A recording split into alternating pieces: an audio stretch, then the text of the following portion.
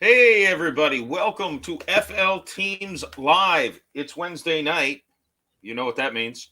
FL Teams Live is here, and we're here to talk about NFL free agency. And we're going to especially talk about the Miami Dolphins, who really haven't been doing much of anything these last couple days. Hey, before we get started, Jeremiah, do we have a sponsor for this fine episode? We do, Jeff. The sponsor for this fine episode, once again, you guys all know and love Symbol. It's the stock market for sports teams. It allows you to trade sports teams as if they were stocks. It's a new way to invest in profit off of your favorite teams. You can use your sports knowledge to buy low, sell high, earn cash payouts when your team wins. Join the already 6,000 plus early adopters who have started to profit from their sports knowledge. You can visit www.symbol.com. That's SIMBULL.com.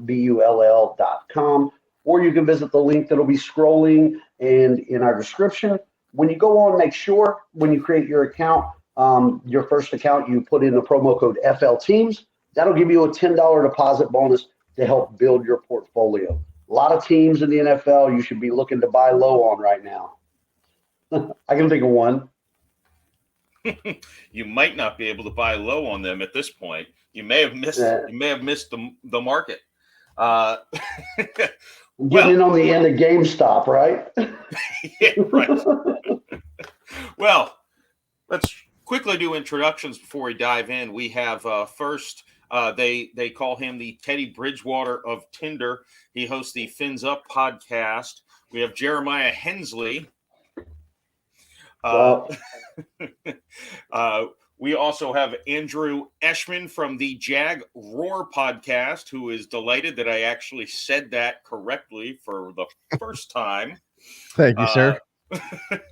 And last but certainly not least, we have the founder and owner and creator and grand poobah of FL Teams. If you mixed Andy Roddick's tennis skills and Joe Buck's announcing prowess, you would get the great Isaac Edelman. Thank you for joining us on screen, Isaac. Of course. Can't wait to talk Dolphins and much more today. Yeah, and I'll serve as your host. I am my high school superlative was the one most likely to die in a bachelor party in Costa Rica. And I host Bolts and Bats in the Bay here on FL Teams, as well as the Jeff Macolino podcast, not on FL Teams. Welcome, everybody. Let's get started. The Dolphins, they signed the number one free agent yesterday. They made a massive blockbuster trade today. We got a couple Dolphins fans and Miami people on here. Take it away, you guys. Isaac, Jeremiah, flip a coin. Who wants to start rejoicing to the heavens first? Go ahead, Isaac, our fearless leader, man. Jump in and tell us. Well, to say the least, the Dolphins have arguably the best wide receiver in the NFL. I think maybe Devontae Adams or DeAndre Hopkins could compete with this guy, but this is easily the fastest guy in the NFL. He could blow by defenders, and he will definitely score touchdowns, rack up yards. The man, the myth, the legend, the cheetah, Tyreek Hill. Look, the Dolphins traded 5 draft picks for this guy, but this is generational talent.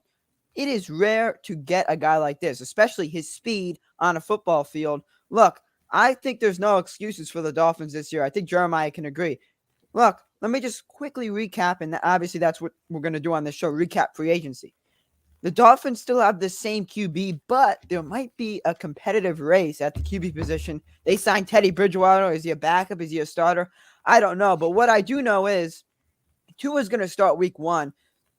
Because I think, Greer and the rest of the Dolphins front office, even Stephen Ross, they want to prove that Tua's not a bust, right? We're not saying that he is a bust, but they know that people think he's a bust. And he's going to start week 1 to prove that he's not a bust. And he has no excuses. Top offensive line, Armstead, what a signing, the number 1 free agent. Raheem Mostert at running back, Chase Edmonds at running back. We got arguably the best fullback in the league, Alec Ingold. That provides some protection. Oh, guess what? You got Cedric Wilson. That's some depth at the wide receiver position because the Dolphins always have wide receiver problems. And most importantly, the new head coach, Mike McDaniel. He's doing big things. Don't you agree, Jeremiah? I think Mike McDaniel, you hired a mad scientist and then you put him in a lab that's now fully loaded, man. I mean, this is a guy who sent Trent Williams in motion last year, right? I mean, so you're giving him now Jalen Waddle on one side, Tyreek on the other. You tag Gesicki, so he's coming back, right? And Devontae Parker's still there. They re-signed Preston Williams. I mean, Devontae and Preston got to be looking at each other like more worried for their jobs than they've ever been, bringing in said Wilson. And then, you mentioned Raheem Mostert, Chase Edmonds. Chase Edmonds averaging almost 4 or 5 yards a carry. Alec Ingold is huge. Connor Williams coming over before the Teron Armstead. So redid the entire left side of the line, right? All of this is that we're talking about now is offensively. Defensively, where we were a top 5 defense in the league, the coaching staff stayed, right? And then you brought back all the players. You loaded up re-signed Agba, brought back all the other guys on the defensive end. I don't know what more we could ask for. Well, there's a big question mark, and Isaac kind of talked about it.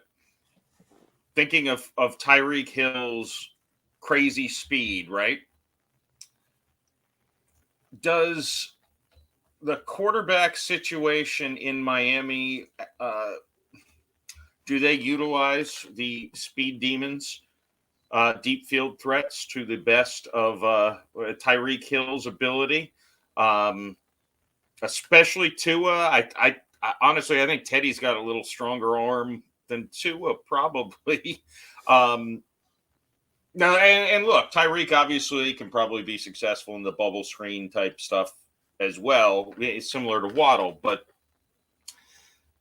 his success has come with Mahomes, who's he's throwing the ball deep downfield further than anyone.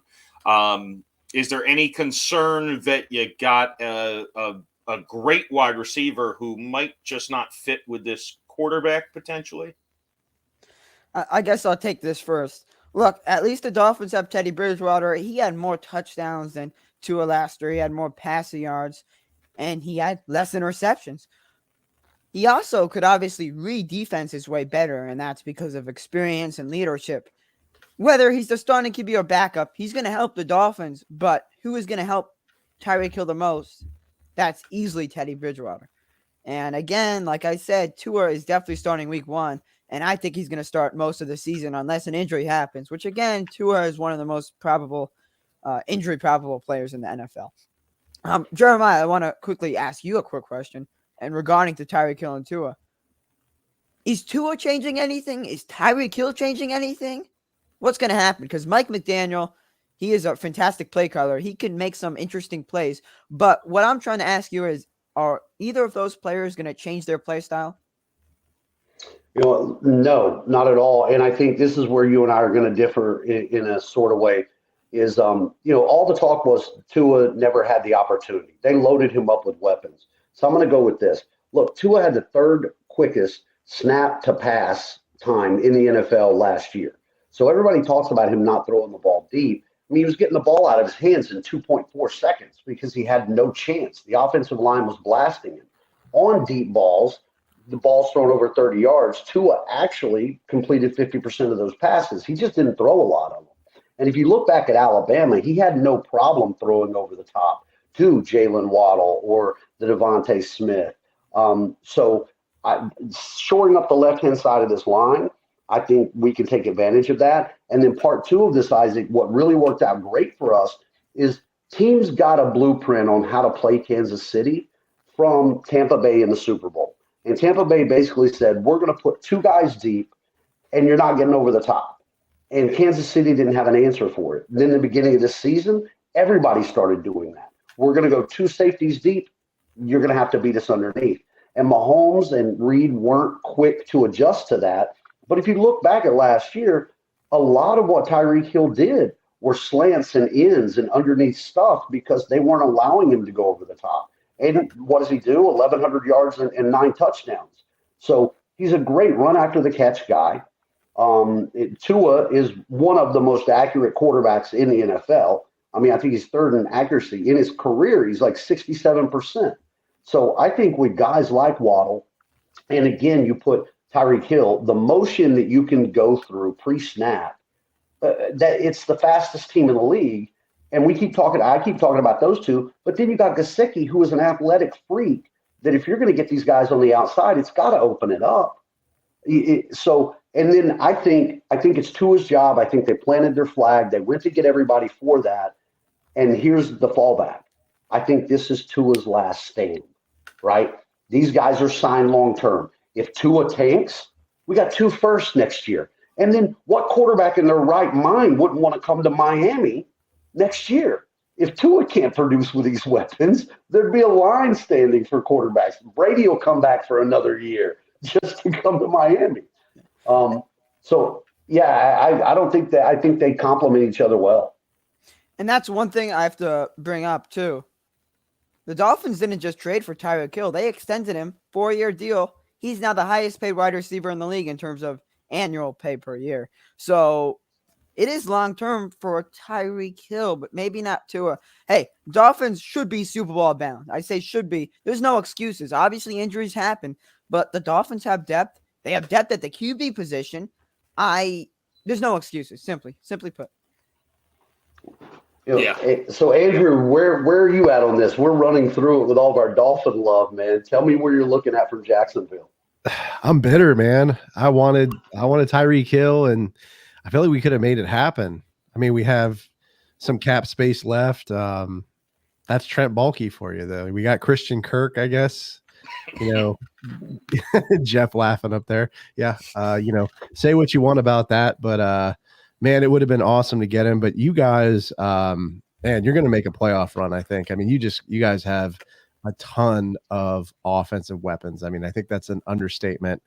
And you have Tua there, who's, he can get out of trouble. He can run. He's got his arm is okay, but he has Tyreek Hill there and Gesicki and Parker and some decent running backs to work with. So, I mean, you guys are set. You also have Teddy Bridgewater there, who's kind of an insurance policy in case, Tua doesn't work out, and then you can draft another quarterback, like Jeremiah said, with that first round pick, or first round picks rather. So, I mean, you guys are really in the best possible spot. So, kudos to you. Yeah, I think Jealous. The only thing that really stands in the Dolphins' way, and I shouldn't say the only thing, but the biggest thing to me that stands in the Dolphins' way is, the entire AFC has just sucked all of the power into. I mean, the AFC West is a murderer's row, 4 teams that would it shock any of you if any of those 4 teams made the Super Bowl? The AFC East, the Bills were probably the team I thought was most likely to get to the Super Bowl next year. They're in the Dolphins division. I guess Andrew is probably in the only situation/division where it's like, we could make a run here, because the AFC East and the AFC West are monsters. The Ravens have made some decent moves. As long as Lamar Jackson stays healthy, they should be really good next year. Cleveland, I think Deshaun Watson's going to face a suspension. We'll talk about that more later. Cincinnati, they just went to the Super Bowl, and they were the last team I brought up. So, Andrew, you've got to at least be somewhat thankful you're in the AFC South instead of these other divisions, right? Yeah, I think, Indy and the Titans, I think if Indy gets a good quarterback, if Indy plays well this year, they have Ngakoue, who, is going to have to play against us. And he had 10 sacks last year with the Raiders. He's going to be someone we're going to have to look out for. But the Titans, again, that's going to be pretty much the team we're going to have to contend with as well. Those 2 teams, the Colts and the Titans. So it's not as bad, but, I still think I'm a little bit, cautiously optimistic. I think the Jaguars, I mean, this is still, in my opinion, going to be a rebuild season. We've had, 3 coaches in 3 years. Doug Peterson will be our third coach in 3 years. So, and coming, picking up the pieces from Urban Meyer, who an absolute disaster clown show. And I mean, we're going to have a lot of obstacles and hurdles to jump over. So I think, if we win 4 or 5 games, I'll be happy. Yeah. So quick thing before we move on this, if they don't mind, I'd love to get all your feedback. What do you think about what it took to bring Tyreek in? Because we've seen a lot of moves, and it's crazy, what picks are being moved around, and I can't seem to put a finger on it. I mean, 5 draft picks. You think that's heavy, light? Where's it at? I think it's if I heard it correct, it's a 1st, 2nd, and 4th this year, and a 4th and 6th next year. So basically nothing next year. 1st, 2nd, and 4th. I mean, that's heavy, but Davante Adams got traded for a 1st and a 2nd to the Raiders, and we all talked about it. We all thought that was highway robbery. And Tyreek, I would probably take Adams over Tyreek as an overall receiver, but 6 in one hand, half a dozen in the other. You're good either way. So no, I don't think the compensation in the trade was too much. Now I'm curious about a receiver making, I think I heard it was $30 million a year. And who knows if that's over-reported with incentives and stuff that's not going to actually be met. But that seems more concerning to me than the draft compensation that Miami gave up. I think it was a good trade. Not 100% sure if the extension is – the one thing with speedsters is they're one injury away from never being useful again. A guy like Davante Adams could – lose a step and still be a great receiver. A guy like Michael Thomas, who's missed a whole season and a half because of his ankle. He's not going to be much different because he didn't rely on speed, even if he is a little bit slower. Tyreek Hill, he gets 0.1 second slower in his 40 time. He's going to be another guy. He's going to be Christian Kirk, basically. Yeah, but you know what? We've talked a lot about the Dolphins. We've talked a lot about the Dolphins. I need to talk about the Chiefs for a second. Look, McCole Hardman, good replacement for Tyreek Hill because of the speed. But remember, they signed Juju Smith-Schuster this offseason. He's going to be their wide receiver 1. Yes, they also have Travis Kelce, who is not a wide receiver. He doesn't play like one, but he definitely racks up the stats like a wide receiver. And I think that's what's important because you also have now 5 draft picks. The Chiefs are going to be good for a long time. Mahomes is young. Kelsey's getting up in age, kind of. But either way, right now you have McCole Hardman, Travis Kelce, Patrick Mahomes, and the new guy, Juju Smith-Schuster. I already see the memes coming with Juju Smith-Schuster scaring away Tyreek Hill.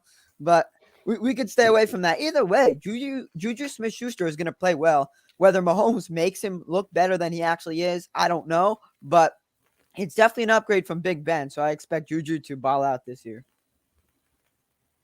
Yeah. Juju I do like that the first. I do like that the first that we gave away was the Niners first rounder. So it was like pick 29. So it's almost like you gave away 2 seconds, So I like that end of it. Well, except you could have got Najee Harris with that pick a few years ago, but that's a story for another time. Yeah, and before we completely move on, I do want to mention with the Dolphins, Tyreek Hill, obviously the big news, but Teron Armstead, I basically, to be honest to the audience here, one of the big things we were going to talk about is Teron Armstead tonight, but Tyreek Hill's kind of jumped the order of importance in that regard. And as a Saints fan who's watched every snap of Teron Armstead's career, he is one of, if not the most elite left tackles in the game when he's on the field. I was surprised at his price. I actually thought he would have gotten a lot more money. But his ability doesn't match his availability, unfortunately. He is tough as nails. He will play through injuries when he needs surgery. He's tough as nails. He's a great locker room guy. I can't say anything negative about him except for he's not going to play all 17 games. That's a given with him. It's not going to happen. But other than that, when he's on the field, even when he is severely injured, he is amazingly proficient. He is so quick. He has amazing technique. I can't say enough about him as a player. If I was trying to coach a offensive lineman, I would tell them to watch film of Teron Armstead and try to get athletically as gifted as him, which is probably not possible at his size, arm length and all that. But shout out to the Teron Armstead is due, because he is a great player. And you got a good guy when every fan of the guy's former team is like, oh, I love that guy, I'm going to root for him. And you got Teddy Bridgewater and Teron Armstead from the Saints, by the way. Yep. The Saints are going to be rooting for the Dolphins this year. Andrew, I thought about this as Devontae was getting his deal, the Dolphins were giving Tyreek his. Like, the whole what come first, the chicken or the egg? Like, did Jacksonville paying Christian Kirk the amount of money that they did set the market, or did Shad Khan know the market, right? Because all of a sudden that 4-year $72,000 or $72 million for Christian Kirk doesn't seem so far out of line because these guys are getting paid, man. Yeah, I think Shad set it up for everybody, right? I mean, he set it up for Tyreek. I mean, I don't know if that's out of ignorance or whatever. I mean, you can, but Tyreek Hill, definitely a player that deserves, a lot of compensation there. Amazing talent, and I mean, kudos to you guys, man. The front office made some great moves there. And I think you guys, it's going to be really fun to watch. I mean, I'm jealous. Another, a Florida team other than the Jaguars, Miami and getting some great players. So I'm jealous, but I'm happy for you guys at the same time. I think more evidence of Christian Kirk setting that bar is, I would say, the wide receiver market's the one that's still the most untapped in free agency.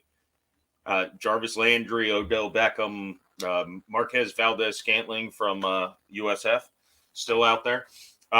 There's some good receivers that normally would be signed that I think now are kind of holding out for a little higher money because of what Christian Kirk got. So I do think he made a big impact on free agency with that deal.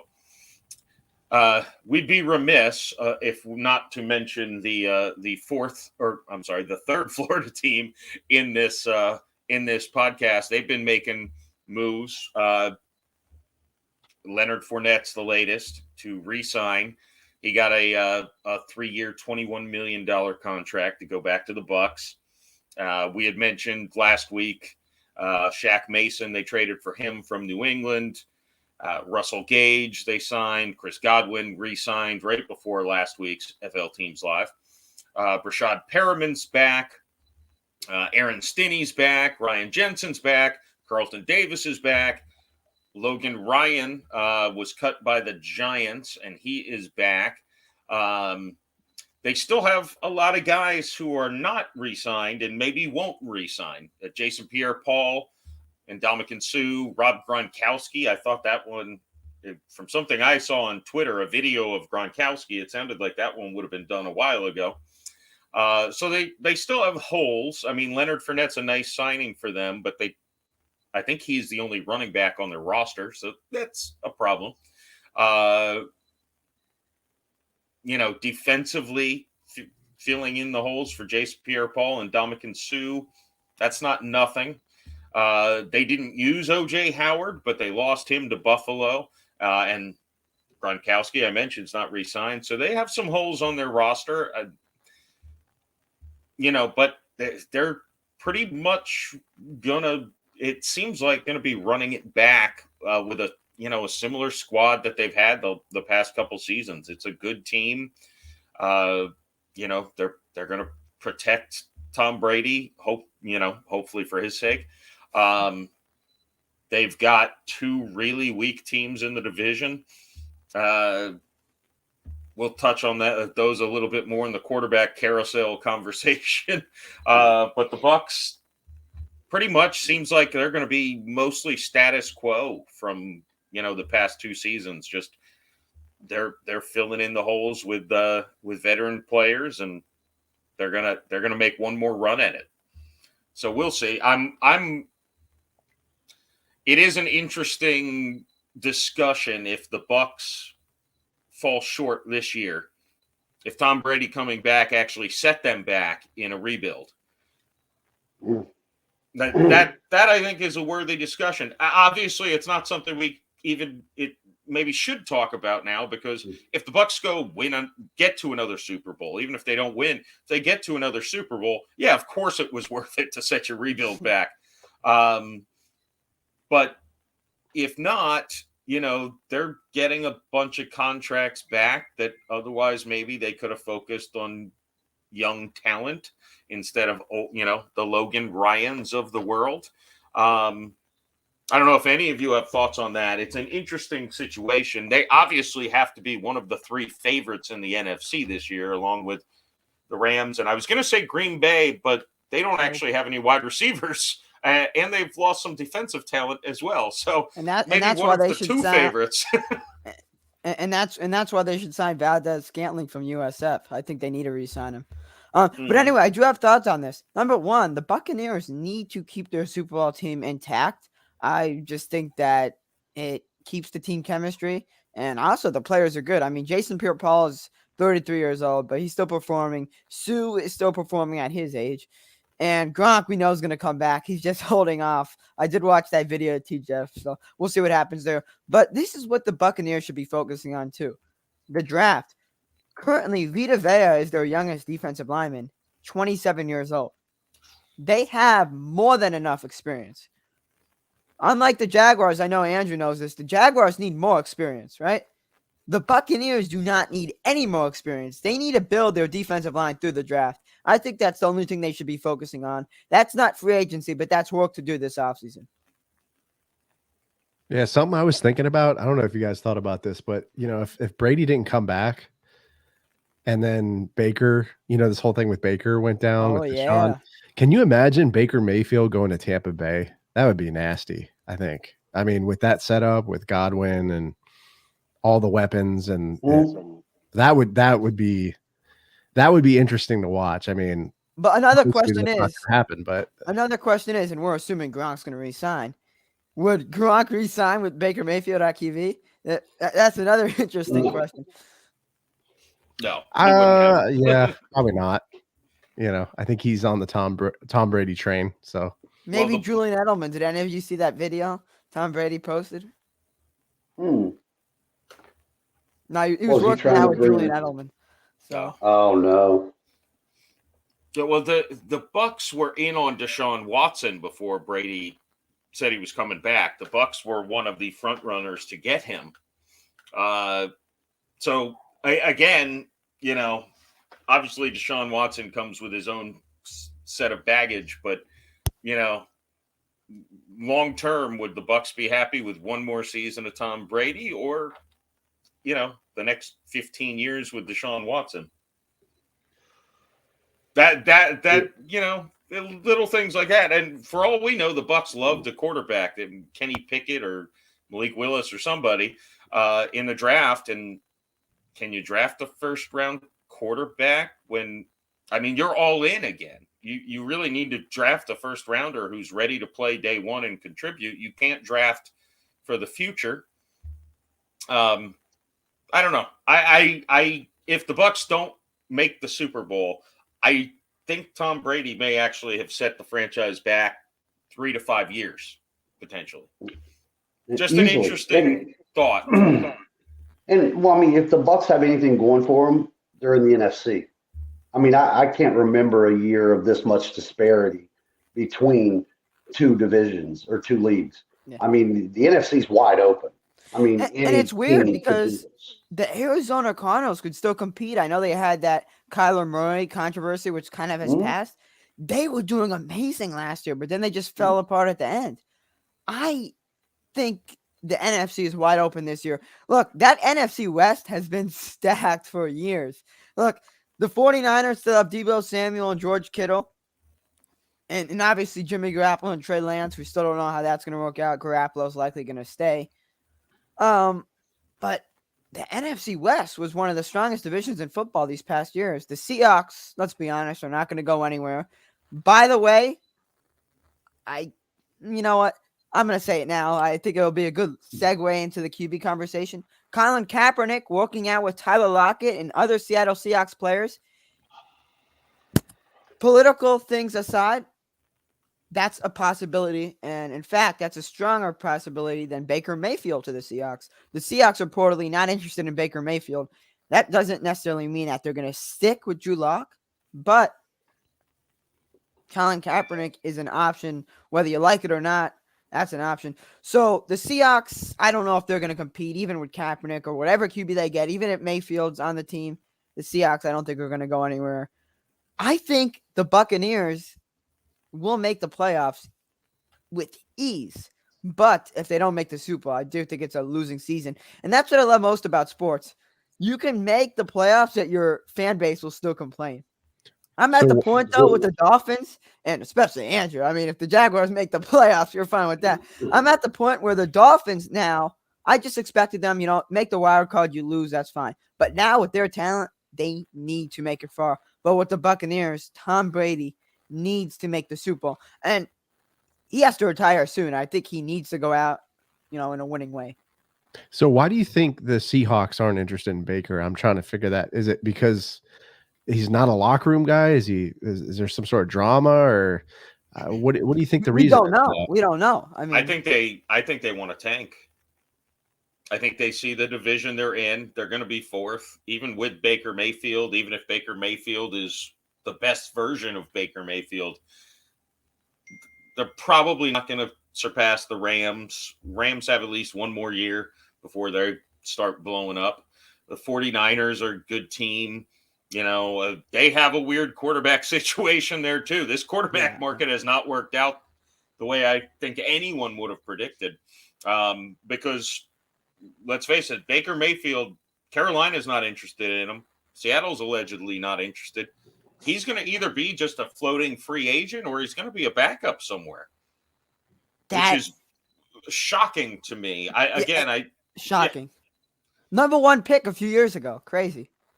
And he won a playoff game for the Browns last season, the 2020. It's not like he's not had recent success. He had a bad season in all reports where he played injured the whole year. He didn't look good. There's no doubt about it. But the year before, he looked pretty good. He looked like he was building something. That's a... Hey, Jeff. Jeff, what do you think about Baker to New Orleans? Well, I think that's done now because the Saints re-signed Jameis Winston.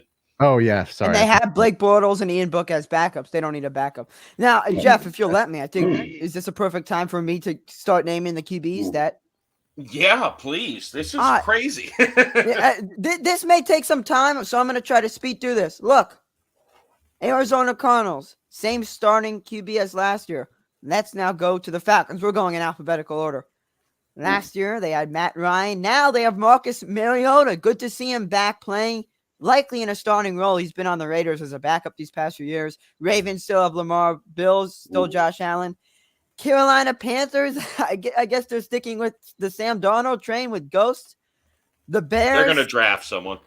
Yeah, that's a possibility. The Bears, Justin Fields, he'll have a bigger role this year because I know last year he split some time with backups, including Andy Dalton. Bengals, obviously, Joe Burrow, he led them to the Super Bowl. Let's go to the Cleveland Browns. Baker Mayfield, he's gone. It's now Deshaun Watson. We'll see if he gets suspended, as Jeff expects him to. Cowboys, Dak Prescott, the Denver Broncos. Oh, this is interesting. They had Teddy Bridgewater last year. Now they have Russell Wilson. The Lions, Jared Goff. Green Bay Packers, there was some controversy there. They still have Aaron Rodgers, signing him to a big deal. And at this point, I think he cares more about the money than winning because Davante Adams is now gone. Texans, they're sticking with the high expectation Davis Mills train. The Indianapolis Colts, this is an interesting one. Carson Wentz is gone. And input Matt Ryan, who spent his whole career on the Falcons. Jaguars, as Andrew knows, sticking with Trevor Lawrence because why not? He has tons of upside. The Jaguars just need better pieces. Chiefs, obviously Mahomes. Raiders, Derek Carr. Chargers, Justin Herbert. Rams, Matthew Stafford. The Dolphins, Tua, but there could be some, Bridgewater time. The Vikings, sticking with Kirk Cousins. The Patriots, Mac Jones. The Saints, sticking with Winston. The Giants, Daniel Jones. The Jets, Zach Wilson. The Eagles, Jalen Hurts. Here's a big one. The Pittsburgh Steelers, Big Ben retired. Input Mitchell Trubisky. He's been on the Bears for a lot of seasons. Last year, he was a backup for the Bills. He got no playing time. The 49ers, Trey Lance may have an extended, role this year. The Seahawks, it looks like it's going to be Drew Lock. We'll see what happens there. The Bucks, Tom Brady. The Titans, Tannehill. And lastly, not the Washington football team, the Washington Commanders, Carson Wentz. So that took a lot of time. That's a lot of QBs that moved. I think what sticks out to me the most is that a ton of QBs are getting chances this year. Trubisky is getting a second chance. Drew Lock is getting a second chance. Marcus Mariota is getting a second chance. Wow. Like, seriously, even Dwayne Haskins is going to compete with Trubisky for the Steelers starting job. I mean, there is competition, but for QBs that have been out of the starting job the last few years, they couldn't be happier because even though Baker Mayfield's trying to find a spot, other QBs that are backups have a chance to be a starting QB this year. And Jeff, I'll bring this back to you and that you ask the questions, but wow, like I think a lot of times this year we're going to be like, oh, Matt Ryan is a Colt. I mean, we're going to be seeing players this year that have been in the same jersey for the past few years. Look, believe it or not, Tua is a Dolphin, Trevor Lawrence is a Jaguar, and Tom Brady's a Buck. I just have to bring up the three Florida teams. Florida has continuity. Look, of all those you mentioned, though, here's the deal. I take Baker over a lot of those. I take Baker over Marcus Mariota. I take Baker over Winston. I take Baker over Trubisky. I take him over Drew Lock. Like, all of those guys who did find homes, I still think Baker's an upgrade over that. And Baker was just late in the game. This whole Deshaun Watson thing bleeding out as long as it did, people committed. They got their guy and brought him in. And now Baker, it's like musical chairs, man. All the spots are gone and Baker's just standing. Like, it's crazy. Well, let me jump in. I was going to go to one other thing first, but I'm going to jump in with you first. I would not take Baker Mayfield over Jameis Winston. And here's why. Look, NFL fans have monumentally short memories, including Saints fans, by the way. Let me take you back to Halloween this past year. The Saints played the Bucks. Jameis Winston tears his knee up in the very first early minutes of the second quarter of a tie game. Trevor Siemian comes in. The Saints proceed to kick the Bucks' butts. The Saints are 5-2. Everyone has them top 5 in the power rankings. This is a Super Bowl contending team, but they lost their quarterback for a season. The next week, Alvin Kamara went down and missed a month. The Saints lost 5 straight games, went from 5-2 to 5-7. Taysom Hill came in and they rallied to finish 9-8. They probably would have made the playoffs over the NFC Championship losers, the 49ers, if not for the COVID situation against Miami. The Saints lost Teron Armstead, who missed more than half of last season. They lost Marcus Williams, who they're replacing with Marcus May. Otherwise, this is pretty much that 5-2 team that everyone had as a top team in the NFC that's coming back. Jameis did not play great last year, even though I think he was top 5 in quarterback rating, which shows that statistic is kind of dog poo. Call it what it is. But G-rated, call it what it is. But I will say Jameis, I think, has a lot of untapped potential that he also could not necessarily get to last year because the Saints had no talent at the wide receiver position. It was grotesque. When Michael Thomas missed the whole season, Marquez Callaway was the Saints' number 1 receiver who the year prior was an undrafted rookie, right? Like it's not like he had a bunch of superstars. He had Kenny Stills, who looked like he should have retired 18 years ago playing. That's a formal Dolphin right there. Hey, we always have to bring up the Florida teams. Jeff, I know the FSU fans. I know FL Teams has a lot of those fans. They're definitely supporting your argument for Winston. Well, and Jameis, look, he strikes a nerve with Bucs fans too. I was listening to talk radio locally, and a lot of them were saying when Brady was retired, we should bring back Jameis Winston. And apparently his father came out and said, yeah, I'd go back to the Bucs. So, I mean, there was some potential steam there. Now, that being said, if the Saints had traded for Baker Mayfield, I wouldn't have been upset, to be clear. I think they each have their own strengths and weaknesses. I'm happy with Jameis. I'm shocked, and this is, I guess I'll segue to this too. There is an interesting rivalry if these guys actually are the starters for 2 years for their teams. The Saints and Falcons, they hate each other more than any 2 NFL teams hate each other. Like, their players hate each other. It's fun because they hate each other. They hate the franchises. Marcus Mariota, the number 2 pick, Jameis Winston, the number 1 pick, presumably might be going head-to-head twice a year for the next couple of years. I think, it's a fun storyline. I think Atlanta's going to draft a quarterback, and Mariota is not going to be a long-term guy. He might be a bridge starter this year. But just have to bring that up because obviously that was a big debate not that long ago, was it Jameis or Mariota? And they're both getting second chances. I guess Jameis kind of already got his last year. Well, you can argue he's got many second chances prior to that, but we don't need to get into that. Yeah, that's the least of them. But so to go to Baker Mayfield, though, and I'll even say also Jimmy Garoppolo, because that's going to be an even more awkward situation. But to go to Baker Mayfield, you mentioned Mitch Trubisky starting in Pittsburgh. You mentioned Mariota starting in Atlanta. Carolina doesn't even I thought they basically said they were going to move on from Sam Darnold, but he's their only quarterback, I think, still under contract. So, and they're paying him a pretty good amount of money, actually. It's not a small contract.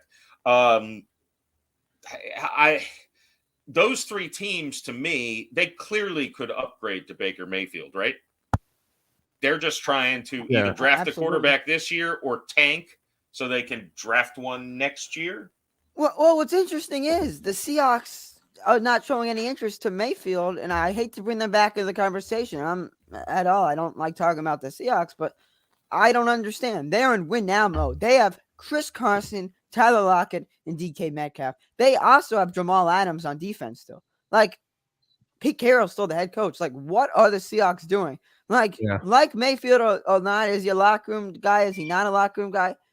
It's an obvious upgrade over Locke, and you cannot tell me that the Seahawks are going in take mode, yet they have Locke as a QB. Locke cannot be a bridge QB. Locke has to be a backup QB at the very most. I think they are going in tank mode, though. I mean, they but if they are, Bobby Wagner, I would not be shocked if one of those receivers or both gets traded. Now, if one of those receivers gets traded, that is a clear hint that they're going to take mode. But if both of the receivers are in Seahawks uniforms this year, I don't like Locke being. And by the way, you want a QB that will raise someone's trade value? Get Mayfield, right? Yeah. I mean, I see 3 landing places for Mayfield. I mean, one could be, as you said, Isaac, Seattle. The second being in New York, the Giants, Daniel Jones, they're awful. I mean, like that would be a great upgrade, I think, for them. The third, I think, would be, as much as I hate saying this, Houston, because their quarterback situation with Davis Mills is not bad, but I mean, is he going to be the guy? Is he going to be the franchise quarterback? I think that's probably a big question mark. So, bringing Baker Mayfield into Houston, that could raise the franchise, right? I mean, that could bring them to the next level. So I don't know. I've got another one for you. How about Chicago to have them back up Fields in case things go bad? I mean, I'm thinking now, like maybe a Teddy Bridgewater role where it's like you maybe could have been a starter somewhere, but you're not. So sign a 1-year deal to back up, and if our guy gets hurt, at least we've got someone who can come in and win games. Jeff, so let me stay in that same division. How sold on Jared Goff is Detroit? Imagine Baker Mayfield being coached by Dan Campbell. That'd be good. The testosterone in that friggin' room. Hey, they got your boy Andrew. They got DJ Chalk. How about that move? Yeah, I'm happy for DJ. I mean, I think he's going to a great coaching staff. And I mean, he got out of Jacksonville. I think there was, like I said, the whole clown show with Urban Meyer. So I think, he went public in that article with the The Athletic, and there was some interesting stuff in there. I mean, nothing surprised me at all, and I'm just glad he, got a good contract deal, and he's going to a team. I think that'll be on the uprise because I like Dan Campbell. I think he's going to be a good coach. Agreed. I think Mayfield. I think Mayfield could be under the. I mean, we know who Jared Goff is at this point, right? From LA to Detroit, you know who Jared Goff is. Like he's a statue back there. I mean, if he doesn't have an offensive line, he's nothing. He's getting sacked a ton of times. I mean, he can't move. He's not mobile. I mean, at least Baker's mobile, right? He can get out of the pocket and make throws on the run. So I agree. I definitely have Baker over Jared. And I feel like this is similar, but not being talked about as much. I mentioned it, obviously, it's Jimmy Garoppolo's situation, because it seemed like things were very clear and very public that the Niners wanted to trade him so Trey Lance can start.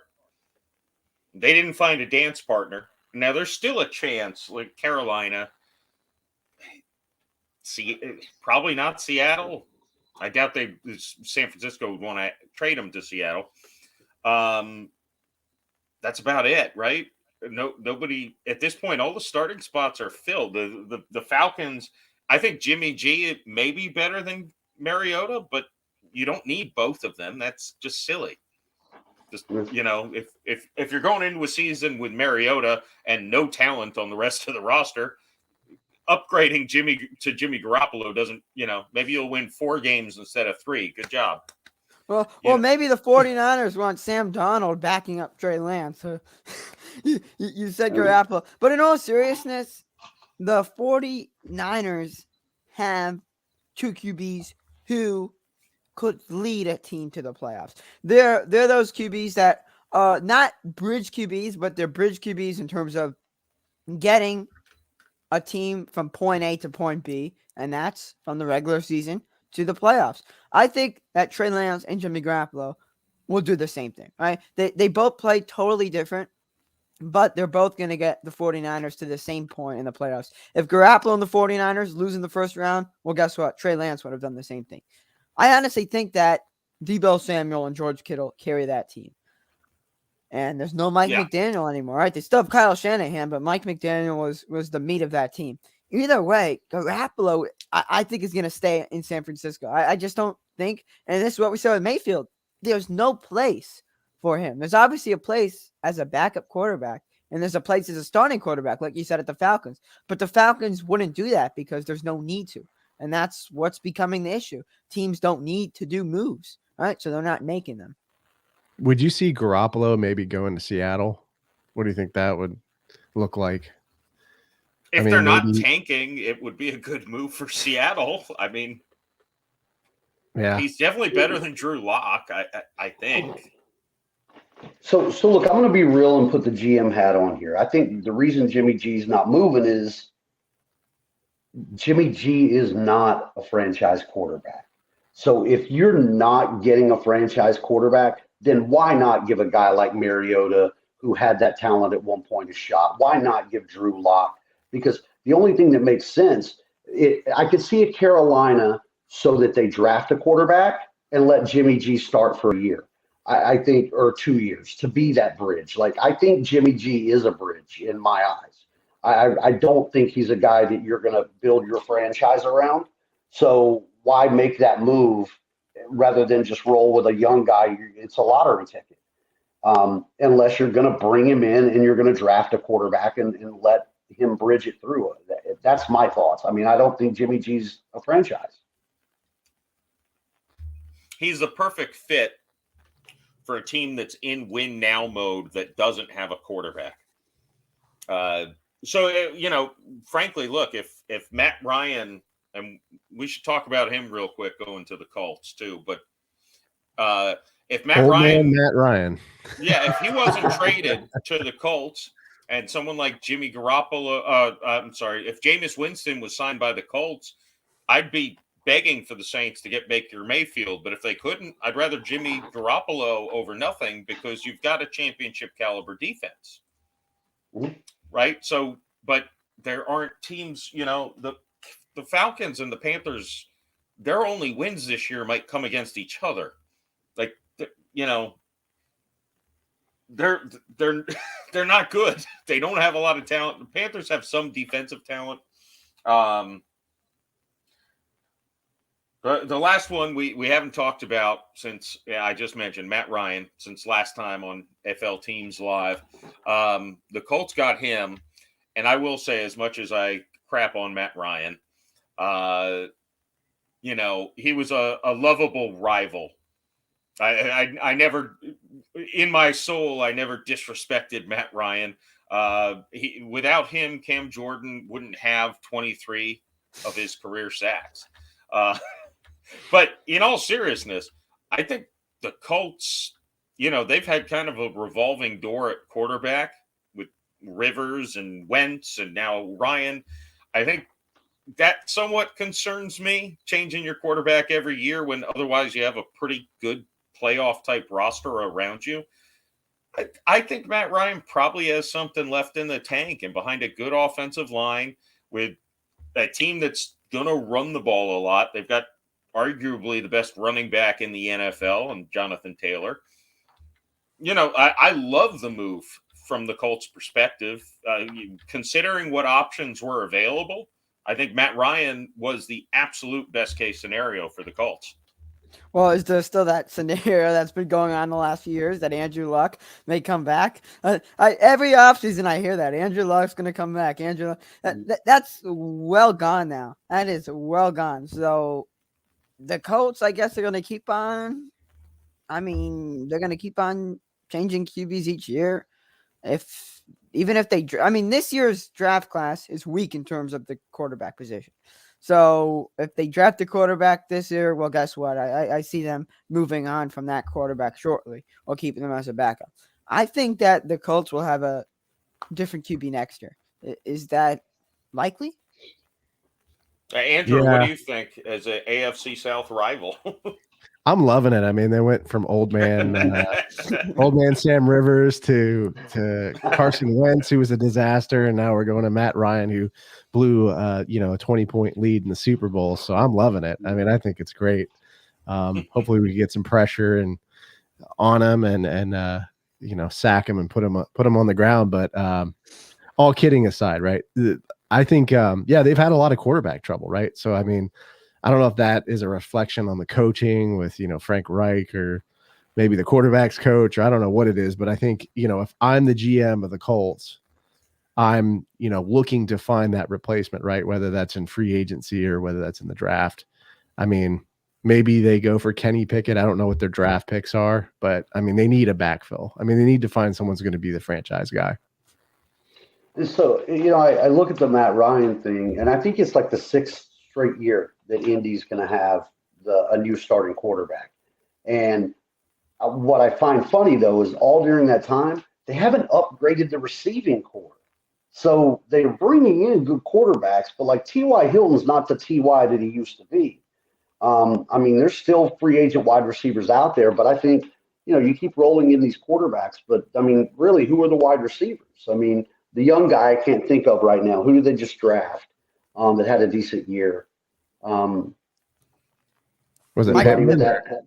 Pittman. Yeah, Pittman. Yeah, Yep. so Pittman, and he did okay, but T.Y.'s not T.Y., so you're not doing much to upgrade the weapons outside of the running back, and you keep just shoveling quarterbacks. I think this is not going to be the Stafford goes to the Rams and they win a Super Bowl, Brady goes to the Bucs and wins the Super Bowl. I mean, will Matt Ryan keep them more competitive? Probably, and at least get them into the playoffs? Probably. But yeah, I don't think it's that big a splash move. And you're all right. There's got to be a backup. That was the whole thing in Atlanta. Atlanta basically said, like, look, we're looking at Deshaun, kind of like, we love you, Matt, but we all know, like, clock's ticking, right? So if you're in Indy, you know the same thing. Yeah, it's also telling that Atlanta's thank you video to Matt Ryan was like 20 seconds shorter than its thank you video to Drew Brees. Anyways, shout out to Payo Time, who's on the Twitter Spaces there. He's a great Rams YouTuber, so just wanted to give a shout out. Yes, sir. nice. Hey, his Rams are in good spots now, man. Yeah, It's good to be a Rams fan. we stole Darius Williams, so hopefully that works out for us. I think it will. Yeah, well, the Rams got Allen Robinson, former guy. We'll see how the Rams go in their defense. Well, guys, anything else before we wrap this issue of FL Teams Live? But I'm just going to say this publicly. I have to step out in front of it, right? Because things you say may and can and will be used against you in the court of public opinion. I love everything that Miami's doing, but I've been a Dolphin fan for a long time, and I still have a really uneasy feeling in the pit of my stomach. I want to be excited, and it should come together. And I'm hoping this is at least, Isaac, I know you want Super Bowl. I just want a playoff win. Like, let's just get a playoff win on that start. Well, what I want grow. is Teddy Bridgewater to be QB. That's what I really want. Yeah, I think that's that Jimmy G argument. Like, Teddy Bridgewater, we know his ceiling. Do we know Tua's ceiling yet? We Injury? don't. Because Injury is his ceiling. Injury. Yeah, I mean, he might hit his head and then a concussion, and there's the whole thing. But yeah, that's it for me, man. I just think hey, it's been a crazy offseason. And for real, we don't even know what's left. I mean, you're talking about Carolina. Christian McCaffrey could still get traded. There could be guys coming from Seattle. There's nothing's off the board anymore. I mean, this is insane. I've never seen the NFL offseason this way. So God knows what happens by next Wednesday. Well, there's no way that there is not another blockbuster deal that's going to come down. I mean, usually it happens closer to the draft with, a team trading its whole draft for another team's number one pick, something crazy like that. But yeah, it's been crazy active, especially with some of these trades of star players. And I absolutely agree. We're not done yet. No. So, hey, everybody, every Wednesday, come back wherever you're watching this and join us on FL Teams Live. Every Wednesday, we're going to do this. It's fun stuff. It's good stuff. Cover the Florida teams. We talk about the rest of the league. It's awesome. So subscribe to FL Teams on Facebook, YouTube, Twitter, Instagram, Tinder, MySpace, all of those things. Swipe right. Swipe right on FL Teams. That's our new motto. I don't even know if Isaac understands that. I usually swipe left, but yes. All right. Well, for Jeremiah Hensley, Andrew Eshman from the Jag Roar Podcast, Isaac Edelman, and myself, Jeff Macolino, thank you for joining us on FL Teams Live. We'll see you back here next week. Peace. We